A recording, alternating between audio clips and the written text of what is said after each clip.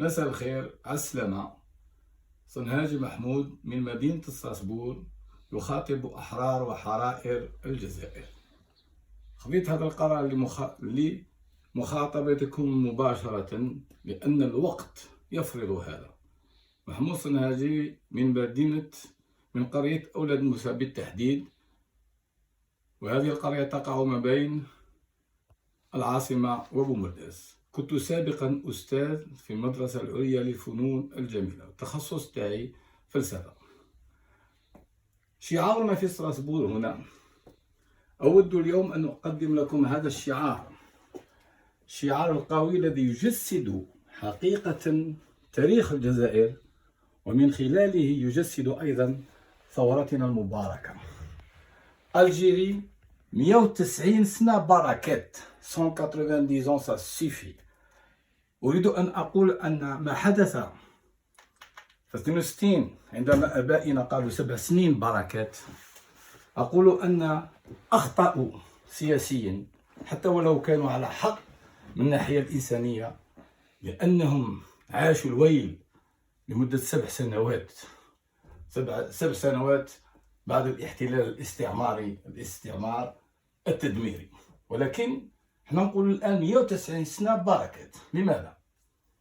لأن الشعب الجزائري عاش حقيقة احتلالين: الاستعمار الخارجي المتمثل في العسكر الاستعماري لارمي كولونيال، ثم عشنا استعمار داخلي. والاستعمار الداخلي قيل ماشي فقط عندما قاله المقبول قيس صالح، ولكن استعمار داخلي قيل من طرف مؤرخين une colonisation intérieure. Donc عشنا 1830-1962 l'armée coloniale، والآن 1962-2020 c'est l'armée des frontières. C'est-à-dire on a vécu 2 occupations، une occupation extérieure et une occupation intérieure.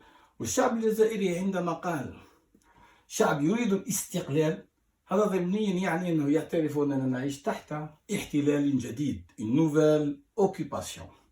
بما أننا نعيش تحت احتلال جديد، علينا أن نقارن ما بين المرحلتين. لماذا اخترت هذا الشعار؟ Parce que rien n'a changé. Nous sommes en 62. ماذا حدث في 60؟ سرقت منا ثورتنا وسرق منا استقلالنا. قيل la confiscation de l'indépendance. Donc nous a volé notre indépendance. والآن بما أن الشعب الجزائري يقول إننا في استعمار ونريد الاستقلال، يعني ما زلنا حقيقة في عقلية استعمارية وفي عقلية احتلالية. إذن علينا أن نكون الآن حقيقة هذيك سميناها فيجيلانس بوبولير، اليقظة الشعبية. على الشعب أن يكون يقظ أن المرحلة هذه تماثل حقيقة مرحلة 62. ولهذا نقول اليوم يعني عنوان اللايف On ne vole pas notre révolution. لن تسرق منا ثورتنا من جديد، لأن الأولى والتاريخ يشهد على هذا أنها سرقت. من سرق منا ثورتنا؟ سرقها منا جيش الحدود. اليوم لا نتطرق بالتفصيل على هذا الجيش، ولكن للتاريخ. L'armée des frontières a tiré sur le peuple algérien en 62. presque 2000 مجاهد قتلوا، وفي تلك الفترة العسكري أخذ مكان المجاهد.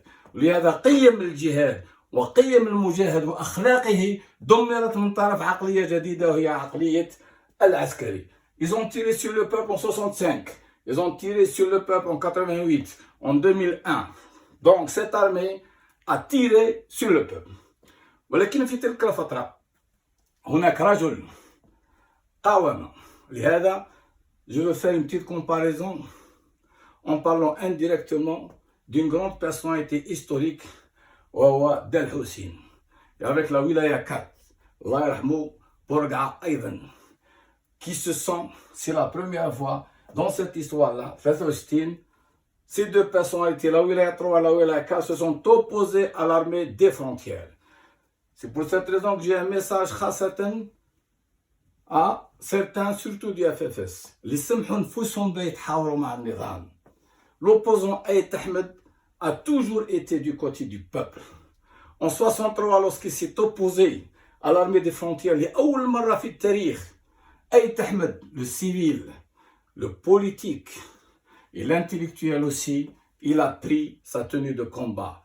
C'est la première fois. Contre qui? Contre l'armée des frontières. Lorsqu'on lui a posé la question, M. Aït Ahmed, un civil comme toi, qui a toujours été pour le dialogue, qui a toujours été pour le pacifisme, comment cela se fait-il que tu prennes les armes contre l'armée des frontières et contre cette armée dont le but était, et il faut le dire pour l'histoire, l'armée des frontières est une armée de conquête et de pouvoir.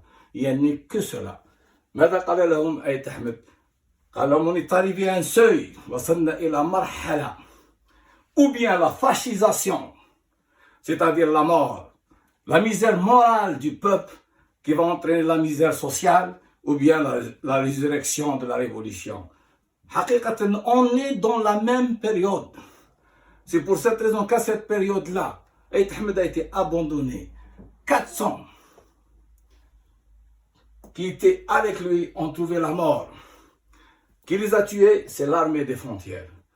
Son secrétaire aussi a été assassiné. Et en plus, après en 87, Ali Missili a été assassiné. Cet homme-là, il s'est opposé à l'armée des frontières parce que il avait déjà pris conscience que cette armée ne portait pas le peuple, ni un développement dans son esprit, mais que la conquête et le pouvoir. Et l'histoire le prouve. 60 ans après presque, le peuple algérien continue à dire « nous voulons l'indépendance ». Donc ceux qui se sont permis au nom du FFS d'aller dialoguer avec un pouvoir, alors que lui, on lui a proposé, et toujours on lui a proposé, il a toujours refusé de dialoguer avec ce pouvoir. Pourquoi?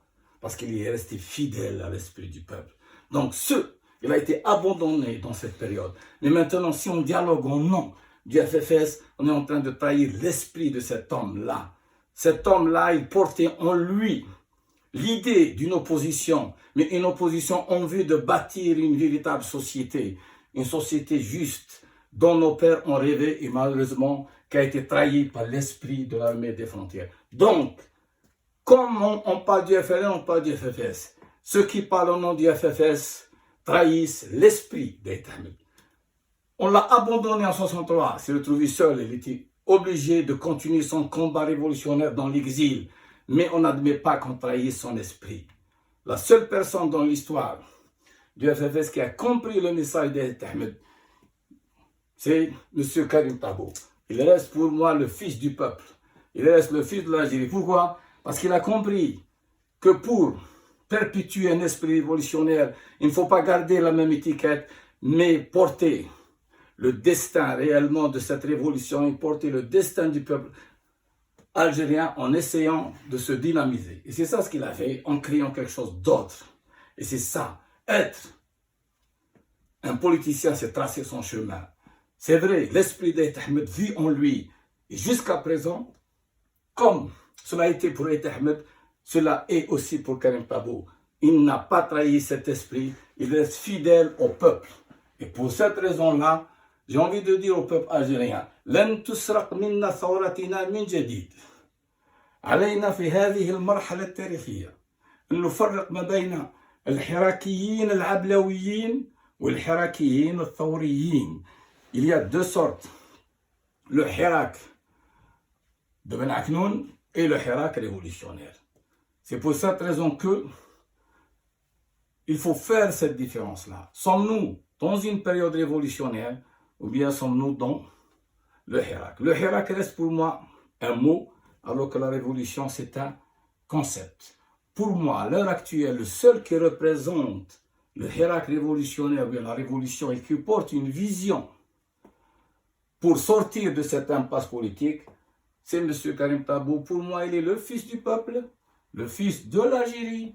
إنه يحمل هموم هذا الشعب ويحمل أماله. لماذا؟ Il n'est pas venu à la politique par accident. Il y a une grande différence.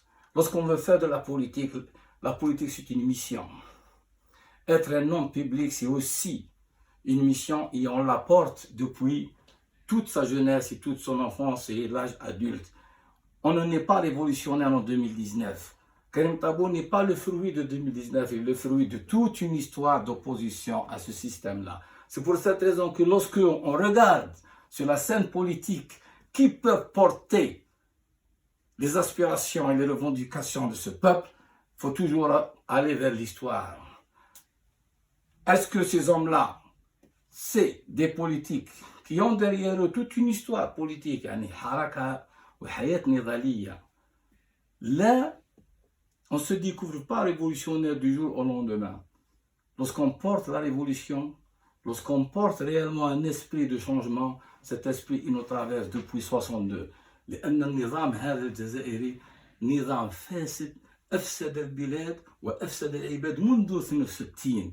لا نكتشف أنفسنا ثوريين في 2019 أو 2021. الذي يحمل حقيقة هموم هذا الشعب ويحمل أماله هو الذي ناضل منذ سنين وناضل منذ عقود، والوحيد على الساحة السياسية الآن الذي يحمل حقيقة عمق الثورة، تاريخ الثورة، هو كريم طابو، لأنه ابن الشعب وابن الجزائر ويحمل تاريخ الجزائر ويحمل حقيقة أمال الجزائر. Qu'on le veuille ou non, il est l'héritier, le seul opposant qui n'a jamais trahi le peuple, qui est resté fidèle au peuple, reste Aït Ahmed. C'est pour cette raison-là que le 7 mars 2019, c'est pour la première fois que je vois Karim Tabou, lorsqu'il est sorti de cette soi-disant conférence de qui? De l'opposition Ben Aknounienne. Qu'est-ce qu'il a dit, cette phrase célèbre qui restera? Je ne vais pas me réunir avec ceux qui ont massacré l'Algérie. C'est là que j'ai senti, moi, ici de Strasbourg, que quelque chose va naître, que l'esprit révolutionnaire va accompagner ce soulèvement. Et c'est de ce jour-là que j'ai cru que le changement radical existe parce qu'il y a des hommes qui le portent. C'est pour cette raison que le seul message que je donne au peuple algérien, c'est لن تسرق منا ثورتنا من جديد، وعلينا أن نعي جيدا أن النضال السياسي لم يبدأ في 2019. الذي يحمل تاريخ هذا النضال يحمله منذ 62. لهذا علينا أن نكون يقظين. La vigilance est de mise. لأن le groupe d'Oujda qui nous a volé, qui nous a confisqué l'indépendance, il est toujours présent. N'oubliez jamais ceci. Il ne faut pas reproduire un deuxième groupe d'Oujda. Et pour cela, il faut qu'on soit vigilant. الفرق الوحيد ما بين 63 و 2021 أن ثورتنا سلمية. الحمد لله, on vit dans une autre vision. Et la grande différence, en 63, il y avait la wilaya 3, la wilaya 4. Maintenant, c'est le peuple entier, dans sa totalité, qui disait le changement. لن تنسوا هذا أبدا.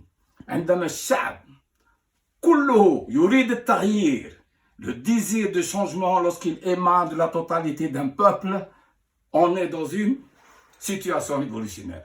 C'est ça la différence. Et en plus de ça, ما هي الوسيلة التي يريد الشعب أن يحقق من خلالها طموحه وأماله et bâtir l'Algérie dont nos pères ont rêvé, هي السلمية. السلمية reste l'arme révolutionnaire du XXe siècle. سنكتب للتاريخ حقيقة سلاح جديد, سلاح ثوري جديد, وهو السلمية. السلمية كسلاح ثوري لبناء مجتمع جديد. سيشهد هذا التاريخ أن الشعب الجزائري يدخل في التاريخ الإنسانية بعبقريته, وهي سلميته التي من خلالها يبني حقيقة مجتمع جديد.